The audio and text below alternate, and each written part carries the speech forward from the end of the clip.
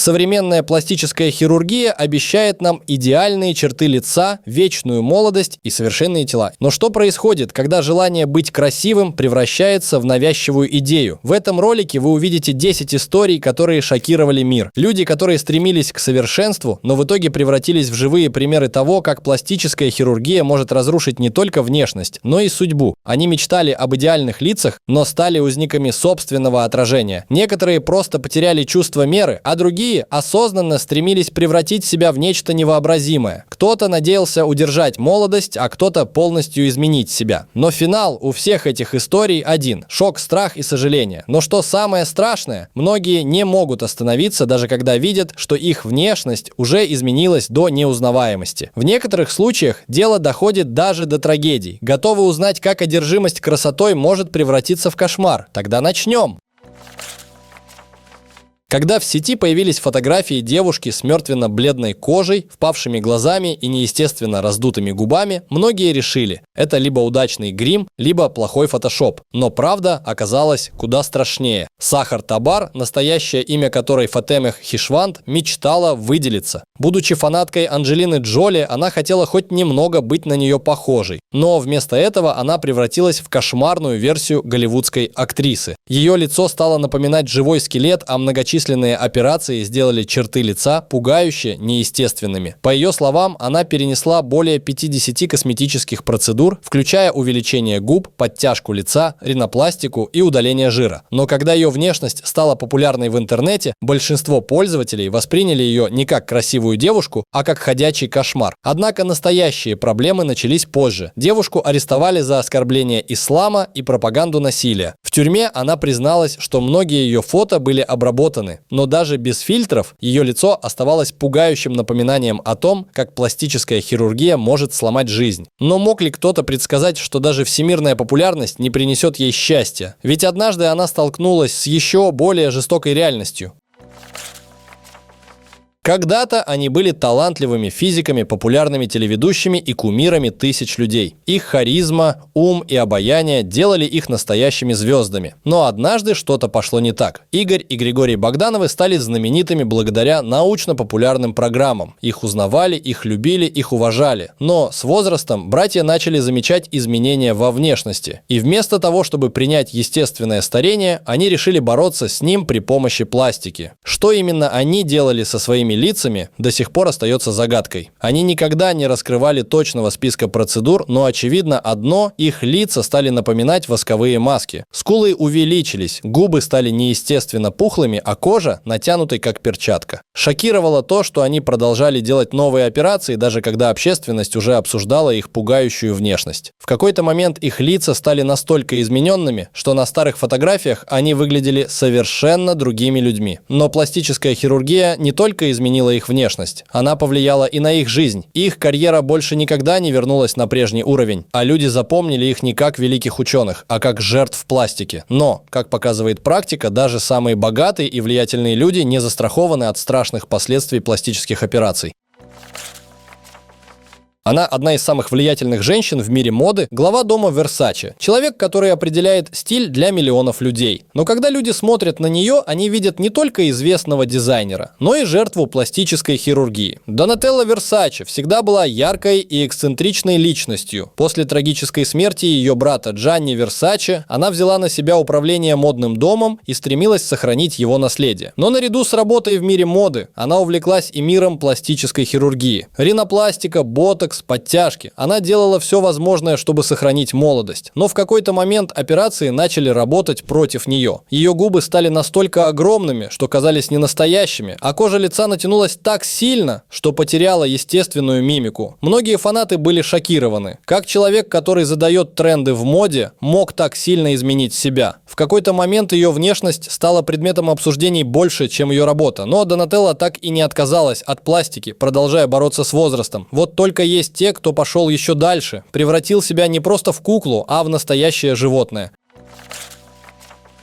Когда смотришь на лицо Джоселин Вильденштейн, кажется, что это спецэффекты из фильма ужасов. Но это реальная история. История женщины, которая потратила миллионы долларов, чтобы превратиться в живую кошку. Все началось с любви. Ее муж, миллиардер Алекс Вильденштейн, был без ума от диких кошек, пантер, тигров, львов. И Джоселин решила, что если будет похожа на грациозного хищника, то он никогда ее не бросит. Так начался страшный эксперимент над собой. Она изменяла форму глаз, чтобы они стали кошачьими, делала инъекции, увеличивала скулы и губы, добавляла импланты, растягивала кожу. С каждым новым вмешательством ее лицо становилось все менее человеческим. Но был ли результат таким, как она ожидала? Нет. В 2001 году муж подал на развод, заявив, что он больше не может смотреть на ее лицо. В процессе бракоразводного процесса она получила почти $3 миллиарда, но уже никогда не смогла вернуть свою прежнюю внешность. После развода Джоселин не остановилась. Она продолжала корректировать свое лицо, пока оно не стало похожим на маску. Кожа, натянутая до предела, глаза, изуродованные пластикой, раздутые губы. Она стала самым известным примером того, как одержимость может разрушить красоту. Ирония судьбы, она потратила миллионы, чтобы удержать мужа, но в итоге осталась в одиночестве.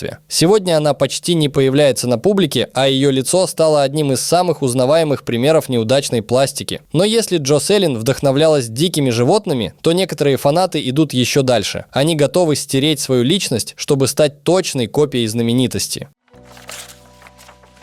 Многие фанаты мечтают хотя бы на миг стать похожими на своих кумиров, но Лео Бланко зашел в этом желании слишком далеко. Этот молодой человек буквально переделал свое лицо, чтобы превратиться в копию Леонардо Ди Каприо. Его одержимость актером началась в подростковом возрасте. Он пересматривал фильмы, копировал мимику, жесты, стиль одежды. Но в какой-то момент одной одежды стало недостаточно. Он решил полностью изменить свою внешность. Ринопластика, скулы, подтяжки, ботокс. Лео перенес десятки пластических операций, чтобы его лицо максимально напоминало голливудскую звезду. Но проблема в том, что копия всегда будет хуже оригинала. Его внешность стала неестественной, черты странными, а мимика застывшей. Фанаты Леонардо Ди Каприо были в шоке. Зачем кому-то так издеваться над собой? Но самое страшное, Бланко не остановился. Он продолжает делать новые операции, пытаясь добиться совершенства, которого никогда не будет. Но есть люди, которые не просто хотят выглядеть как знаменитости. Они мечтают превратиться в живые куклы.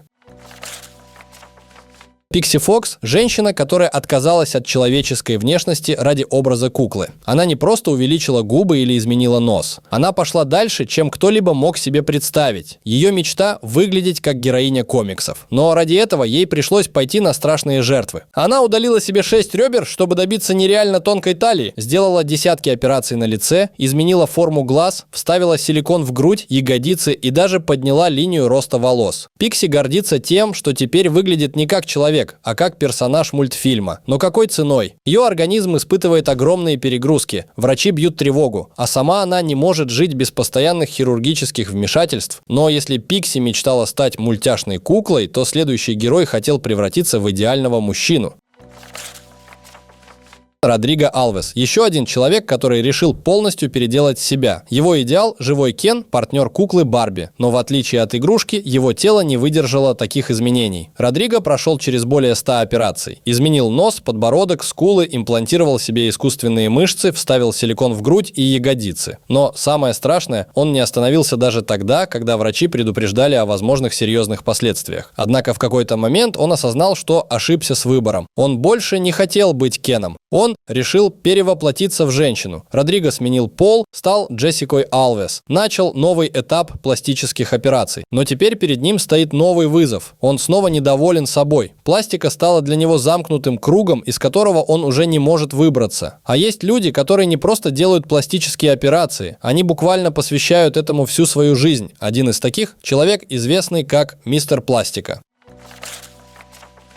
Если у кого-то и можно спросить, как выглядит зависимость от пластики, то это Джастин Джедлика. Этот мужчина сделал более 200 операций на своем теле. Но зачем? Его цель – добиться совершенства. В его понимании идеальная внешность – это искусственные скулы, резкие черты, идеально ровный нос и непропорциональные мышцы. Поэтому он не просто лег на операционный стол, а буквально превратился в экспериментальный проект хирургов. Он сам разрабатывает свои импланты, экспериментирует с новыми методиками, не боится идти на риск. Но проблема в том, что он уже не выглядит как человек. Он стал живым манекеном, пластиковой куклой. Но его это не останавливает. Как он сам признается, он не остановится никогда. Но оказывается, фанаты могут быть еще более безумными, чем сами звезды. Один мужчина потратил целое состояние, чтобы стать копией легенды Голливуда.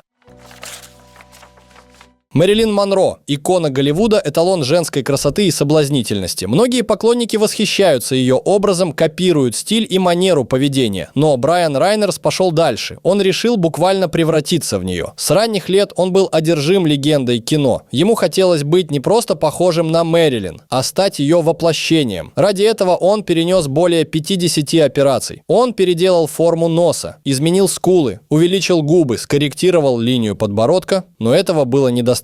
Он даже изменил голос, сделал инъекции, осветлил кожу, подобрал точную копию прически. Однако реакция общества оказалась не такой, как он ожидал. Вместо восхищения он столкнулся с насмешками и отвращением. Люди не видели в нем утонченность и женственность Мэрилин. Они видели странного мужчину с искусственным лицом, который пытался стать кем-то другим. Фанаты Монро были шокированы и возмущены. Его образ стал интернет-мемом, а журналисты называли его не иначе, как пародией на легенду. Но самое страшное, даже после всего этого Брайан не мог остановиться. Он продолжал менять свою внешность, корректируя малейшие детали, пытаясь добиться идеала, которого не существует. История Брайана – это еще одно доказательство того, что чужая красота не всегда достижима. Когда человек пытается стать кем-то другим, он теряет себя. Но способен ли он когда-нибудь это осознать?